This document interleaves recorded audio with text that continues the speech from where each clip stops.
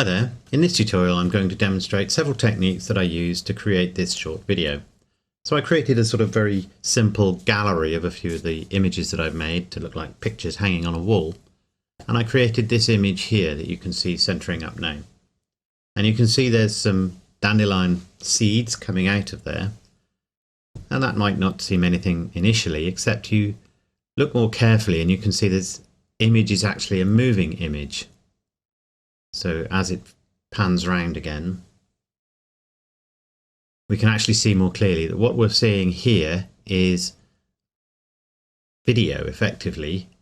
And then suddenly, as the video of the seed approaches the paper on which the image is projected, suddenly the seed becomes a three-dimensional seed and out it comes.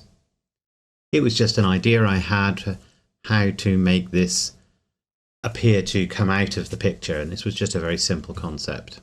So to begin with, we need to make that animated image of a seed. So I'm going to demonstrate how it's done, and then I'm going to use the original image sequence that I created.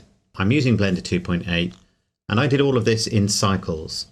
I wanted quite a few effects with lighting, very simple effects, but nevertheless subtle, and I don't think Eevee is really ready for that at the moment. So let's make a very simple dandelion seed head to begin with. So we'll start with an icosphere. We can open up this little box here and increase the subdivisions a little bit. We'll go with that many for the moment. Come down to the bottom and we'll just select, go to wireframe, we'll just select the bottommost vertices, so you can see there. And I'm going to press O and turn on proportional editing here. And then press G and Z, and you can see we've got our influence circle there. I'm just using the windy wheel on the mouse to increase it a little bit, really just to get that sort of approximate shape that I want for the dandelion seed head.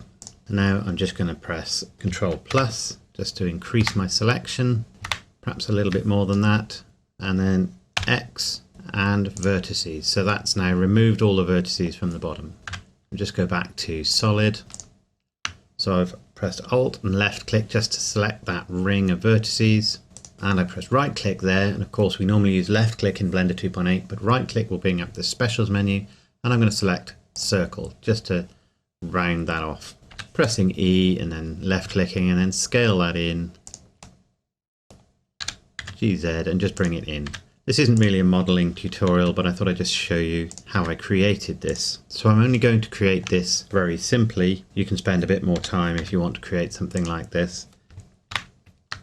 I'm going to scale Shift Z just to make that stem a little thinner, not too thin. I used some images, obviously, as you should. I used some reference images so that I could get the proportions about right. And the seed head isn't that large relative to the stem, so that'll do it.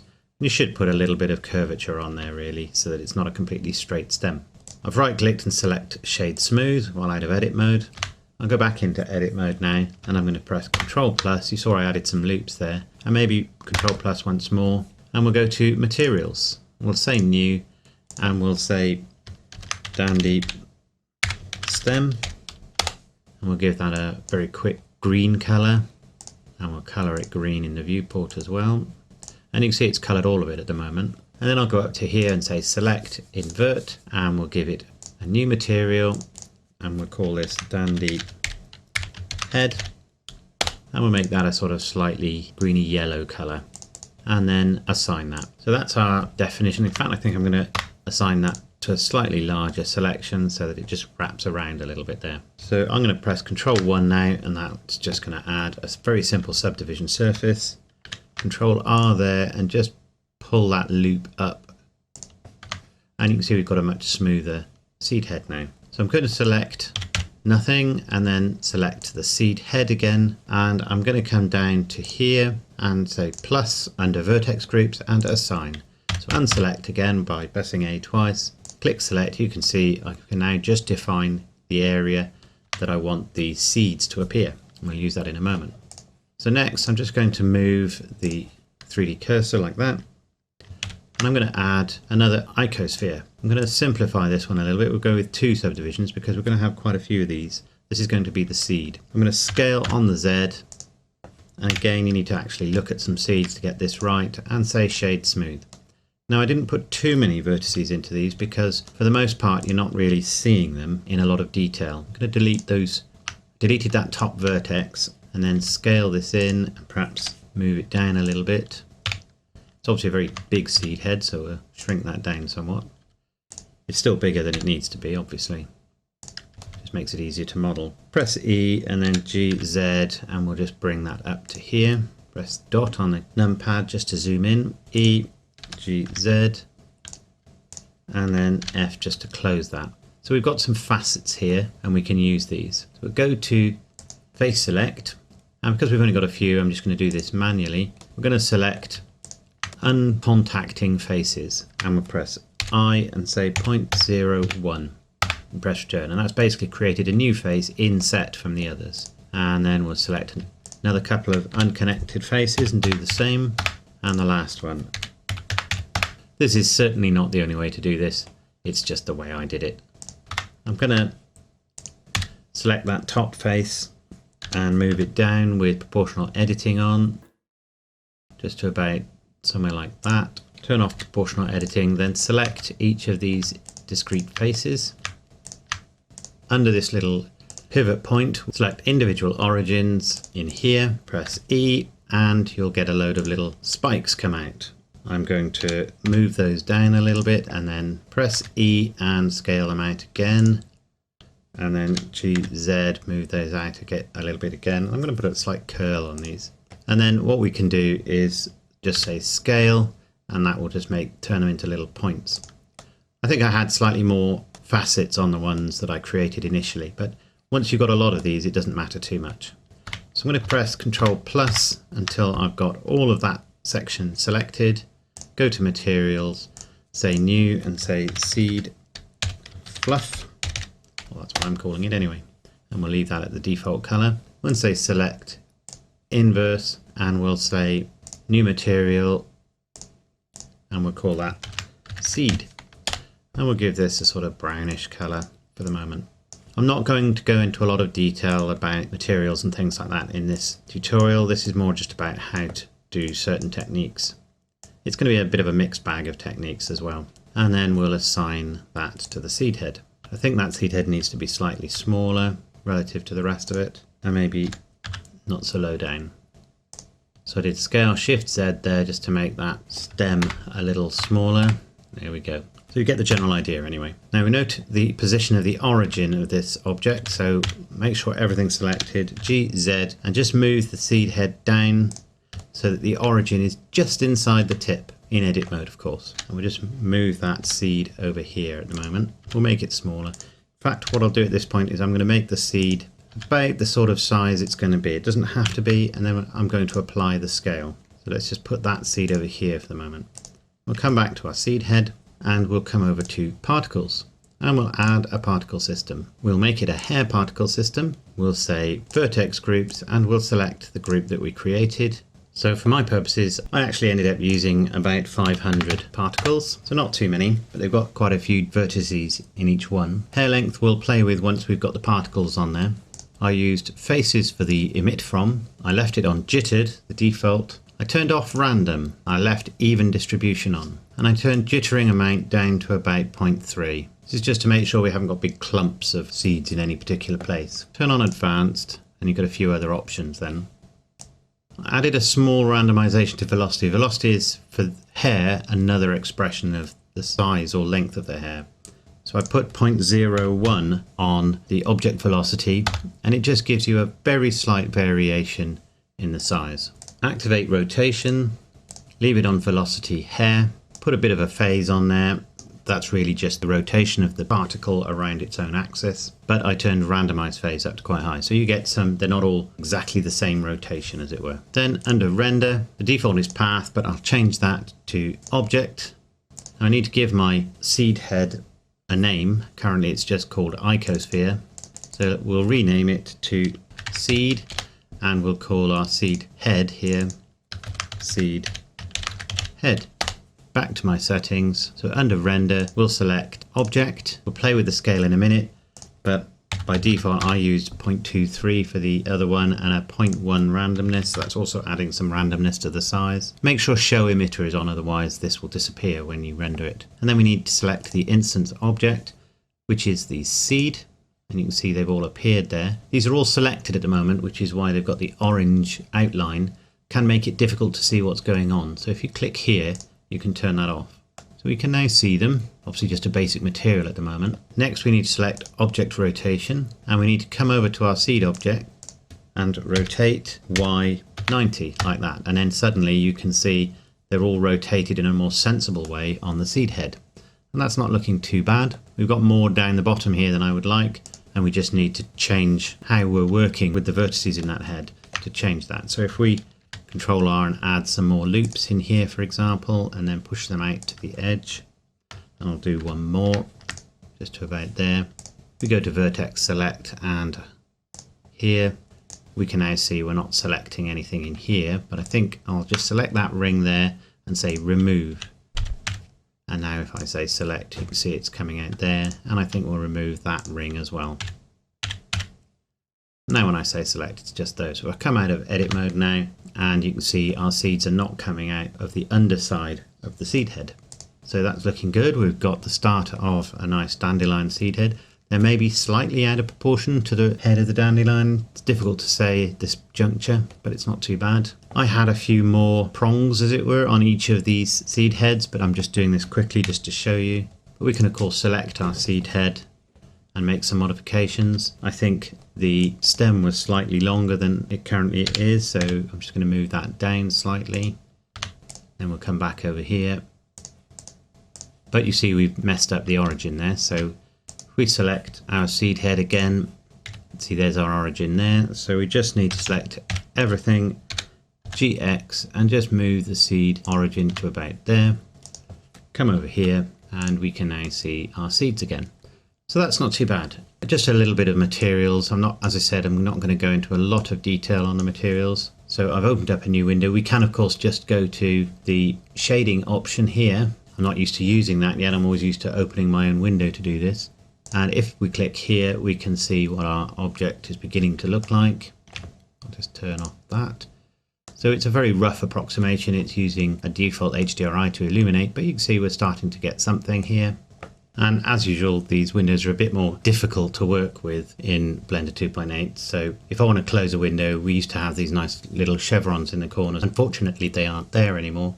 But if you move your mouse pointer till you get a little double arrow like that, you can right click and say join area, and then you get the little faint arrow there and you can get rid of it. So unfortunately, I don't know why they made this decision, but it just makes it a little harder to work with these windows. You can still do it, but it's a tiny little selection area now. I guess the designers must all have very high resolution mice. I'm going to go to the world at this point and just say use nodes, and we'll just darken the background quite a bit. We're in shading setup, so we're able to set the shading on our materials. Now, one of the easy things to do, as always with particles, is rather than having to swap between the particle and so on, is to put some of the materials you need to change for the particles on the object that is emitting the particles.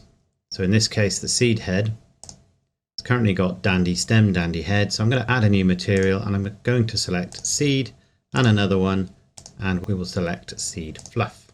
So now that makes it easy for me to change it. It's not appearing anywhere on the stem of this object, but it's still there. So let's start with the stem. I'm just going to put a little bit of subsurface, and we'll make this a sort of yellowy color. Make the color of the stem a little darker, and we'll allow a little transmission and turn the roughness quite a long way down. So this is very rough and ready materials.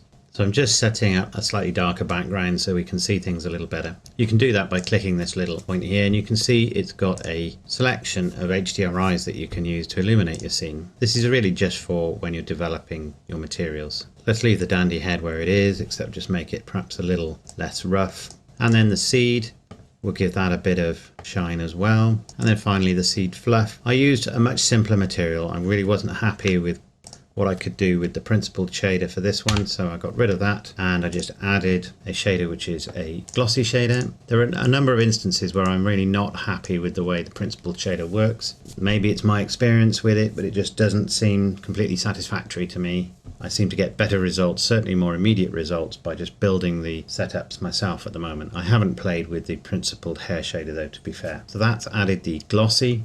I'm going to add shader which is a translucent shader now. And then finally a simple add shader. Take both of those into there, and then the output of that goes to the surface. I used the Ashman-Shirley option and I set the roughness to 0.01. For the translucent, I darkened the colour a little bit. And the general idea is that these are almost like glass. They're shiny and fairly clear, but not completely transparent. So a lot of light goes through them and bounces around, and a lot of light reflects off them. And these two sources of light are added together with this add shader, and that just gives us the end result. And it seemed to be okay. And although this isn't the cycles render we're looking at here, this is an EV render, that seems to be getting there. So as I said, in the one I made, I added probably twice as many little prongs on the end of my dandelion seed as I've done on this one, but it's still giving you a general idea of what it should look like. So now what we need to do is to add some little seed heads floating away. So I don't want to change this one. I'm just going to show the options here. I'm going to copy that seed. That one is my root seed for my particles here. So I'm just going to disappear it. Doesn't make any difference over here. So I've now got a seed which isn't related. I'm going to rotate Y minus 90 just to turn it upright to make it just easier. And bring it over here. Now, when seeds float, obviously this is the heavy point. So in actual fact, they're floating off the top of the seed up here, almost as if they're hanging off this part here. So the center of rotation is no longer where I currently have it at the seed. It's actually up here. So that's what we need to do with the origin. So go to wireframe, make sure origin is switched on here. I managed to turn it off somehow. And you can just about make out a little yellow dot down here.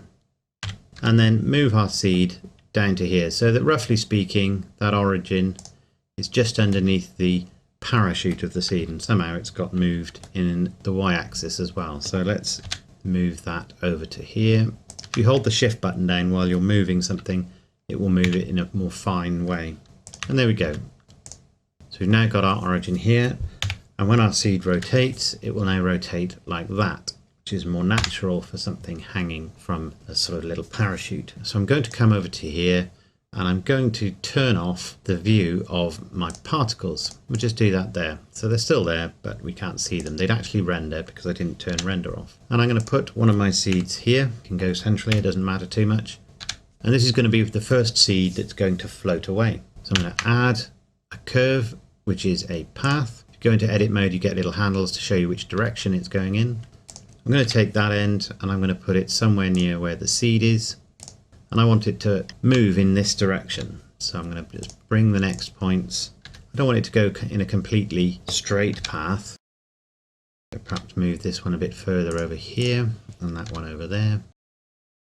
Remembering it's left click now, and let's just lift that up. It doesn't have to be perfectly where the seed is, but somewhere nearby, and it'll just make the next part a little easier. And then we want to have some vertical movement on this seed path as well. So I did my animation over 1,000 frames. I'm just going to stick with the default for the moment. So I'll come back to just the simple layout. I already opened a second window in my layout, and I'm going to change that to the dope sheet for the moment. You notice if you turn this off, you can't see curves either. Select your seed, go to constraints, which is this icon here.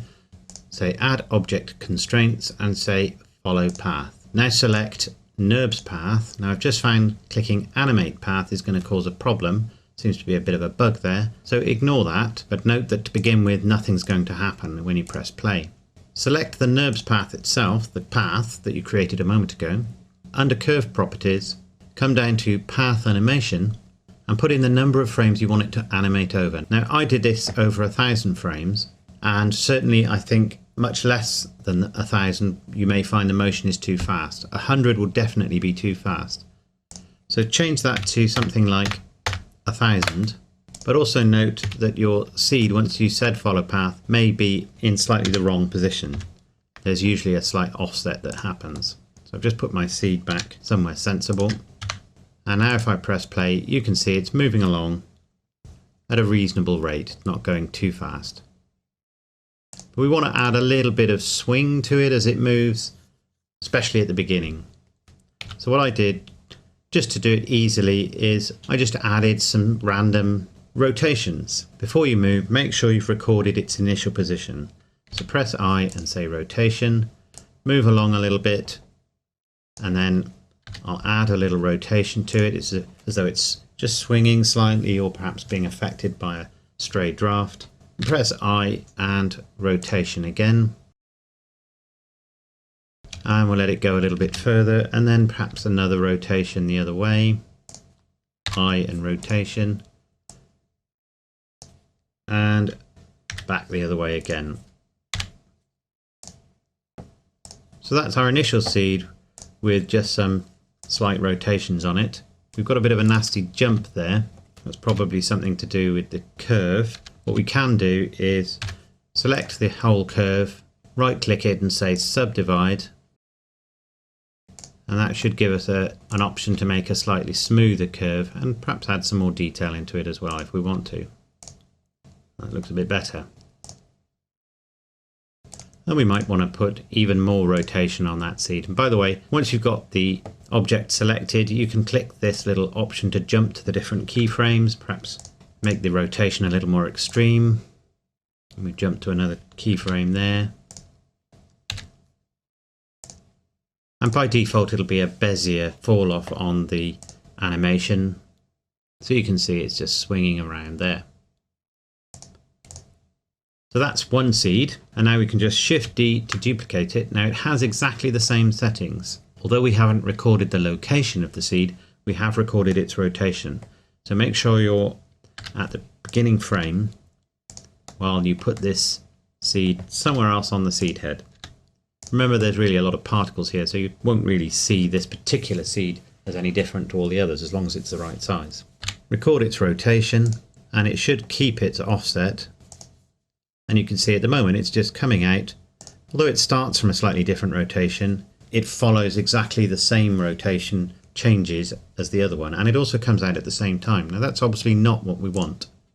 But if we go to the constraints, there's an option to put an offset here. So if I do that, I'll put this out, say 90 frames roughly, press play.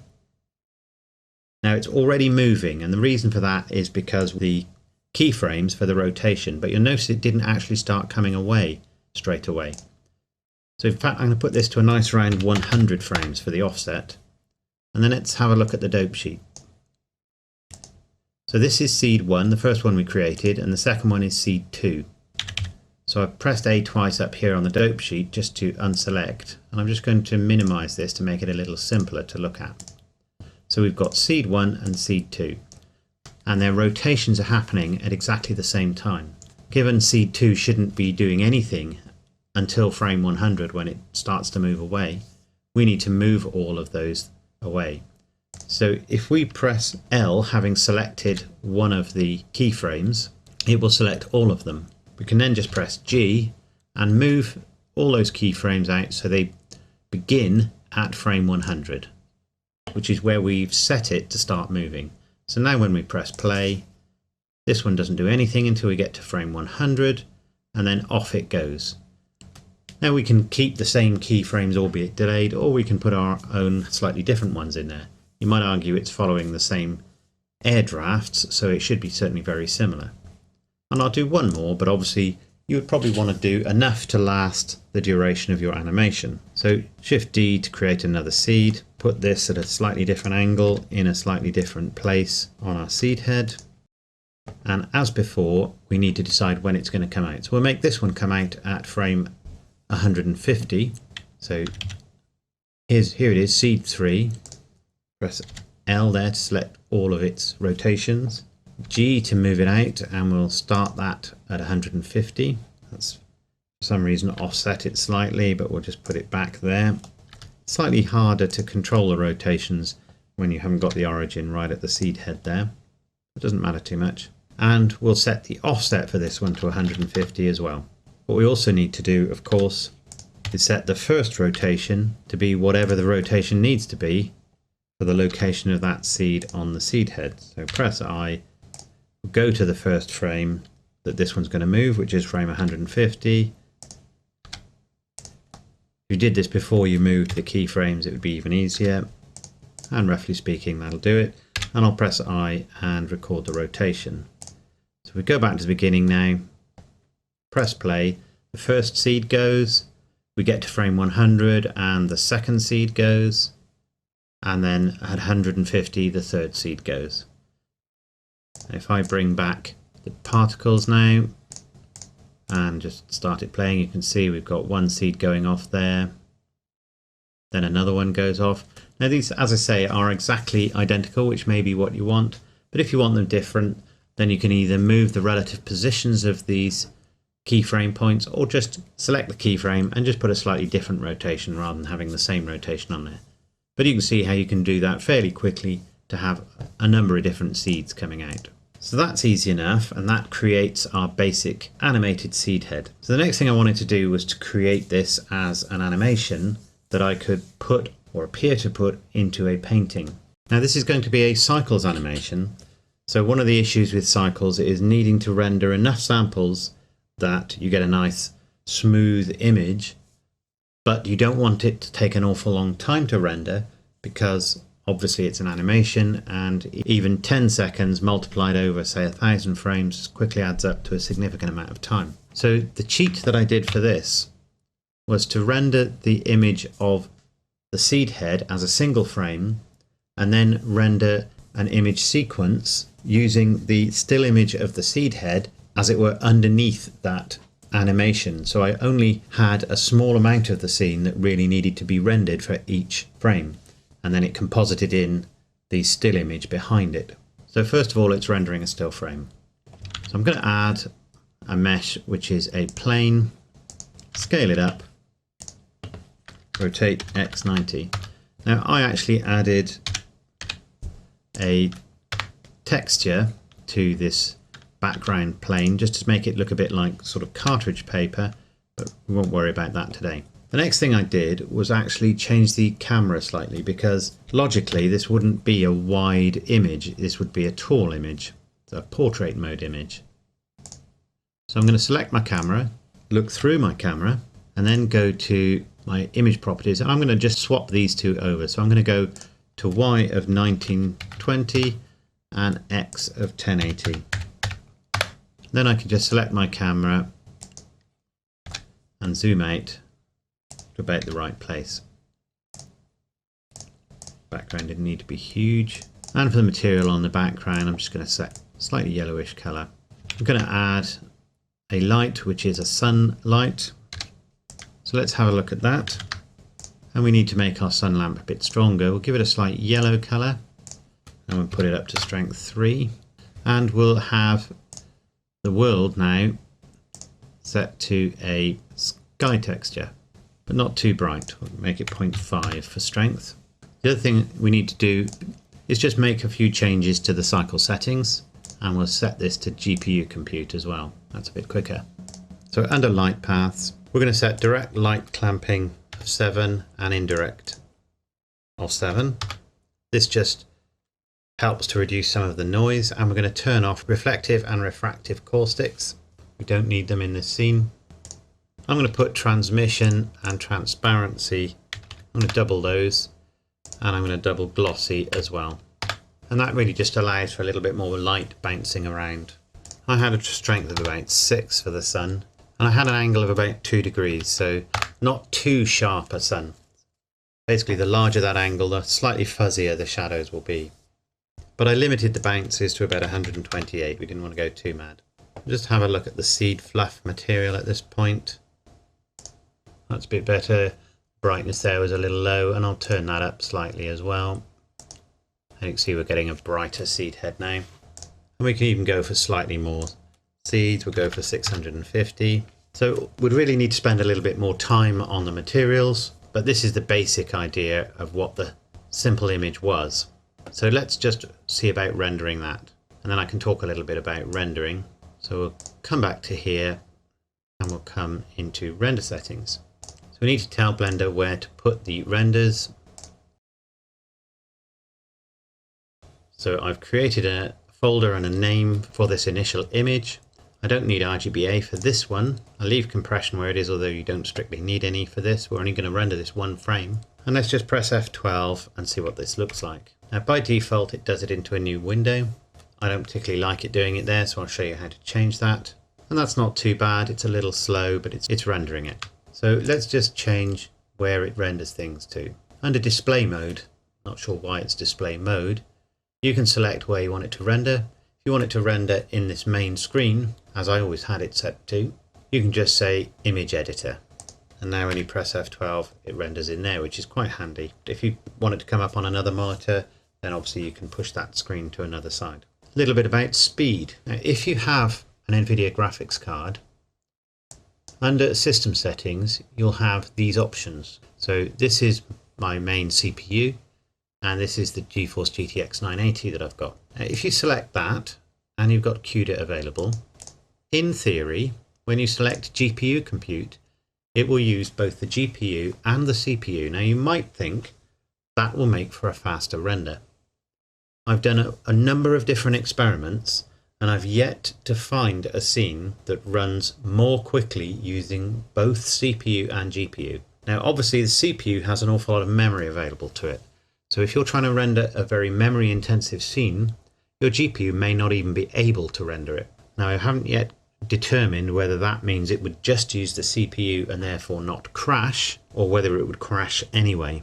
I don't know yet. Or whether it would share the memory usage in a way that would allow everything to work. So far, particularly for animations, but even for still renders, if it's going to take a long time to render, if you have the option of rendering in the GPU and you can without it crashing, then I suggest you at least do some experiments to find out what's going to work best for you. But for me, it was very definitely, even at different tile sizes, GPU rendering that was the fastest. So for me, that's what I'm going to go with. But to make sure it only uses the GPU, I had to disable the CPU. I suppose I should show you what it looks like. So I'll press F12 and you can see we've got multiple little render boxes. One of those is the GPU and the rest are the CPU. And it's going reasonably quickly. Because the CPU can do multiple threads, it can be working on multiple tiles at the same time. Perhaps if you've got a really powerful CPU, this might actually be cost effective in a time sense. However, for me, the GPU is much faster, especially when I use larger tile sizes. So for GPUs like large tiles, CPUs like small tiles, because they've got multiple effectively processors that can be working simultaneously. So I'm just going to disable the use of the CPU, at least for now, and then under performance we can get tiles. And for my CPU and for this scene, probably for most scenes as long as it's able to do it, 512 seemed to be the fastest option. Any bigger, it got a little slower. Any smaller, it got a little slower. I also turned on denoising.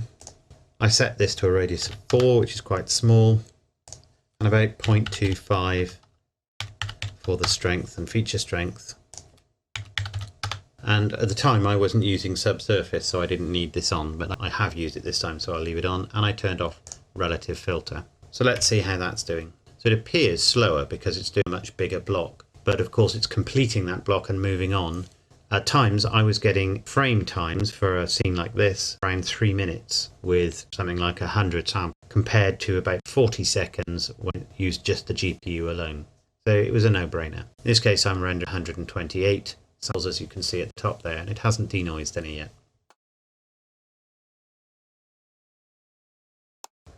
So that's our simple still plate created, and we can now just come up to image and just say save as, and call that Dandy Still 1, and just save that.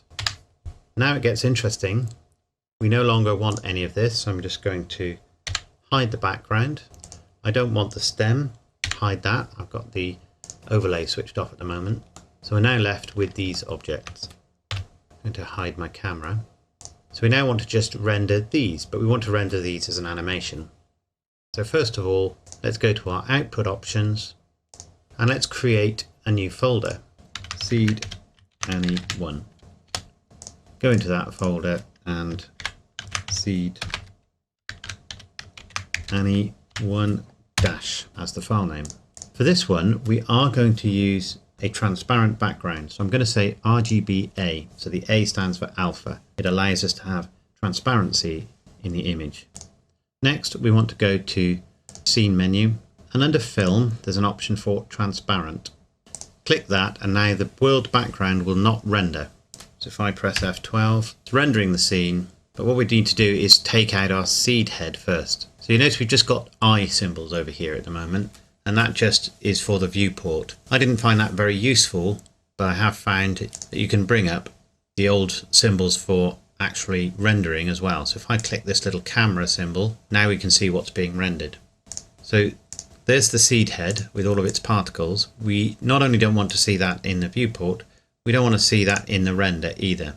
So if I go to render it now, we're still getting the background appearing. So that's the plane here. We'll remove that. And now you can see all it's rendering is those 3 seeds. And because we've got this checker pattern, that means we've got a transparent background. So that's exactly what we want.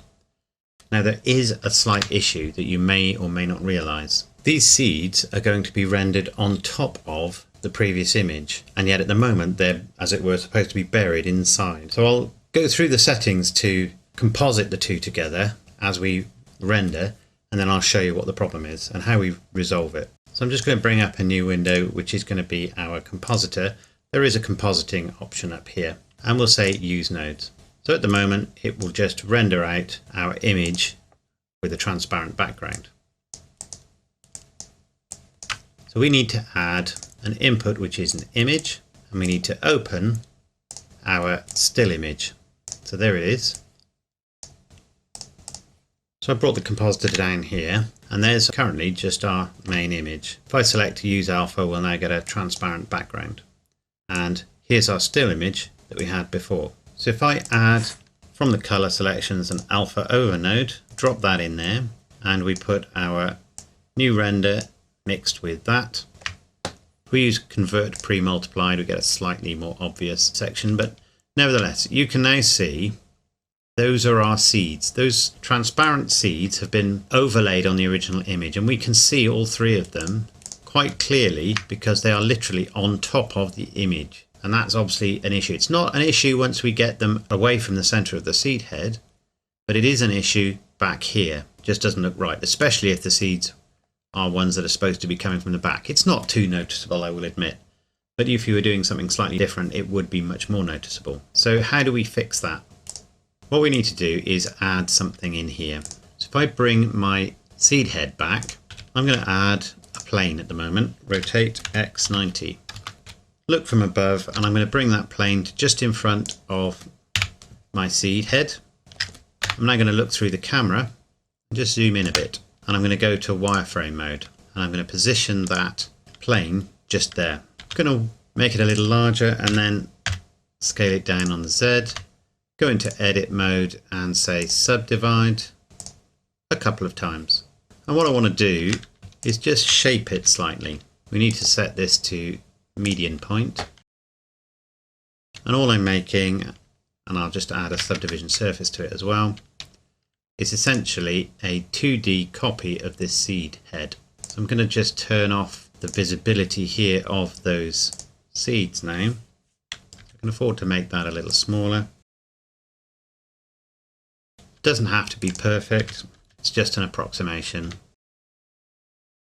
So now you can see that from the camera's viewpoint we've got a plane overlaying.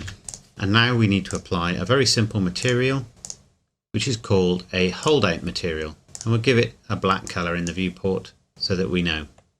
So let's render now, and you can see there's bits of those seeds missing. So if all we wanted to do was stop the seeds from showing through the seed head, then that's what we can do. If on the other hand we want to stop the seeds from showing a little further than that, then we can just expand it a little. So I'll render that again, and you can see we can't see the seeds at all now because they're hidden behind that holdout material. And the seeds that we're using are slightly too big, which is why they're still showing, but essentially they're now buried in there. But as soon as they move away from the center of the seed head, so we've got this one here for example, and I'll render that frame, they become visible. So that was a quick and dirty way to do 2 things. One, be able to render the animation very quickly because most of the scene is stationary and is not really receiving any significant moving shadows, and therefore can just be rendered once at a reasonable quality, and then the actual animated part of the scene doesn't take long to render at all because it's only a small amount each time. So we can then render that out to an image sequence. So I can show with my little viewer here what that image sequence looked like. So here it is. It's just loading the frames in now, which is why it's a little jerky. And I had a few compositing effects on there as well. I'll just quickly show you how I did those. But you can see this is a still image and this is the animated seed that's coming out. So this is actually two different renders. And there's another seed. And you can see they're not visible until they move away from that seed head.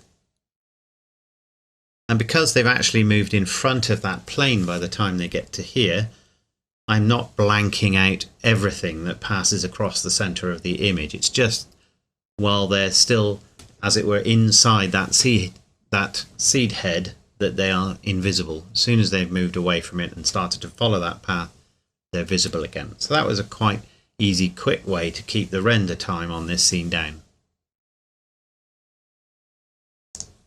So a little bit about the compositing now.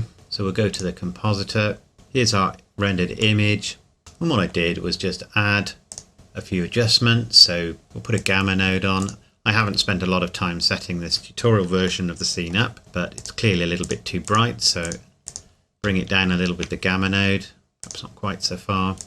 And then add a matte, which is an ellipse mask. I just drop it straight in initially while I work out sizes. So I've got that size on the mask, and then put my image straight back in. I'll add a color mix node, drop that in there. Put my image at the bottom and then switch between the image and that white using my ellipse mask. And finally, I'll add filter, which is a blur filter, set to fast Gaussian, relative, so it knows that this is actually a narrow scene, not a tall scene. And let's try 5%, maybe even 15. If we want to, we can even increase the size of our mask so that it pushes it out a little bit. So it sort of makes it a bit like an old photograph and things fade out towards the edge. You could, of course, done that as black and used that as a vignette. This is a vignette as well, really. So I then rendered that out to an image sequence, and that gave me the image sequence you saw before. So at this point, we can now remove the visibility of the plane. We no longer need to see that path, and we don't want to see or render the seed head. The only things we want to see are these seeds, because what I wanted to do was to show that image sequence as if it was a painting or a photograph that suddenly became animated, but then have the physical objects come through. So I'm going to bring my camera up again. And this time I'm going to put the aspect ratio of the scene back to a more normal aspect ratio. So back to 1920 by 1080. I'm going to add a plane, rotate it on the X, 90, scale it up. We'll scale the aspect ratio to about what I think it should be, and we'll make it a bit closer to the camera. We're going to need to move the camera back anyway. We'll have it about there. I'm going to press I in edit mode, and that will just allow me to bring a face in like that. And just to make it even, because you can see it's thicker on the vertical sides than the horizontal sides, I'm going to scale on the X just to bring that in a little bit. I'm now going to go to face select mode and select those edges. Press E and then GY just to bring them out. I'm going to press Ctrl R just to add a loop along the frame. GY and just pull that out a little bit just to give it a bit of an interesting shape. Then Ctrl L to select that inner edge. Ctrl B, which is for bevel, and just put a small bevel on there just to catch the light. And the same on that outer edge. So that's our image and our picture frame. I'm just pressing Ctrl plus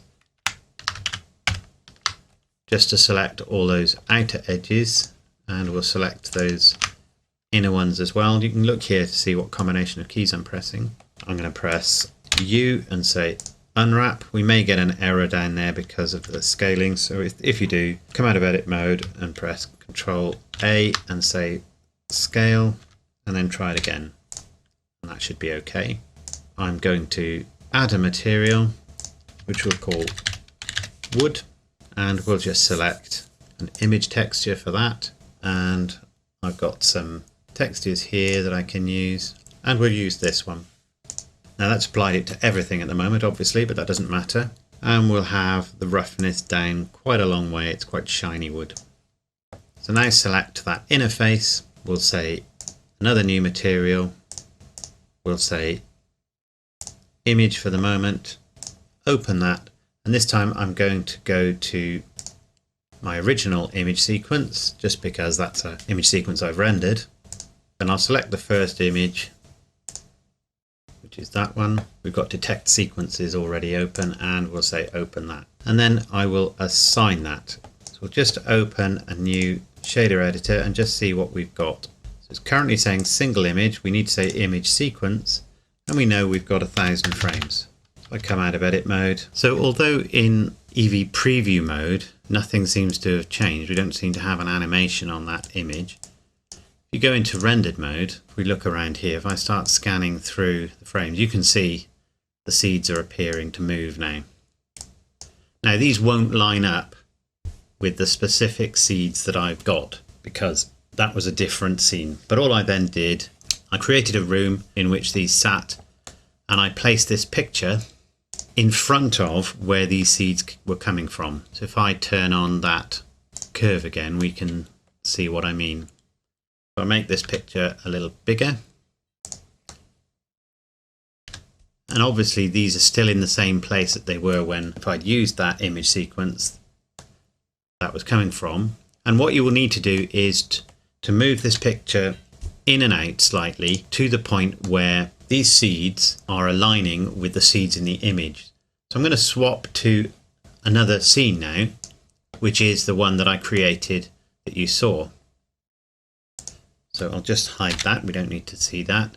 And we don't need to see this seed head, so I'll get rid of that as well. And there's my holdout material there. So you can now see I had a number of seeds. And if we look through the camera, and I'll go to the beginning of the animation, and we go to rendered view. Remember, it doesn't really show in preview mode. So there's a seed moving, but that's in the image at the moment. That's not a seed that's being rendered in real time, as it were. So if we carry on, and that seed was originally, of course, following this path. So you can actually see the seed, the seed in this scene, just appearing around the side. A bit Inception-ish. So if we perhaps find one that's going to come right in front of the camera. So there's a seed, that's in the image. You can actually see the shadow of this seed now, so I'm just going to hide that seed because it's getting in the way. So that's still an image at the moment. You can see it's slightly paler because it's just a flat image. And there you go. It's just turned, as it were, into a real seed. So if we zoom in on here, I'll go back a few frames. So that's an image. That's the pre-rendered image. I move on one more frame, and you can see the seed that was approaching from behind has just passed through the painting. So I've got that seed selected now, so we'll be able to see the overlay through the image. And you can see there is the 3D seed and there's the 2D seed. Looking at it from the viewpoint of the camera, as we get to the point where the seed passes through the picture, they line up. And that's just a little bit of tweaking that you'll need to do in terms of the position of the camera, and importantly the position of the painting or image, the picture frame here, to make sure that at the point that this seed comes into view, that's lining up with the same position in time of the seed here. So you basically know from things like the rotation of the seed, or when it comes away from the seed head, when they should align. Obviously they're both aligned to frame 0 because we've created this new scene on the old one. Hopefully I'm making sense here. It's a little bit Inception-ish, as I said, but essentially you're just lining up the 3D version with the 2D version in the time domain temporarily. And then what will happen is that your 3D seeds will pass through the image at some point in time that aligns perfectly, hopefully, with the seeds in the 2D image. And then they appear to sort of change from being fake to real. And that was part of the reason that I put this vignette around the image, in order to sort of help these 2D seeds fade out, because of course they carry on moving to a certain extent off the side of the picture. And so in some cases you will actually see in the final animation that you actually have a double image. So if we have a look at that final animation again, so we can see,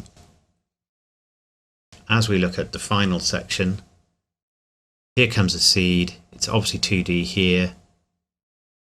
And at that point, you can just see there, it's got a shadow there.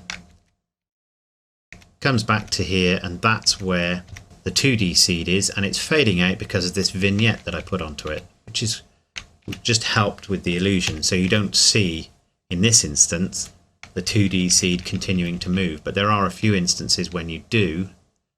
I think this may be one of them. So here's a 2D seed just coming into the center of the image there, and you can see they lined up quite well in terms of the 3D seed pushing through the image. So that's 2D there and that's 3D, but you can see it's almost a double image there. So after a moment or two, you can actually still see the 2D image, and there's the 3D one running across after. But it's not too bad.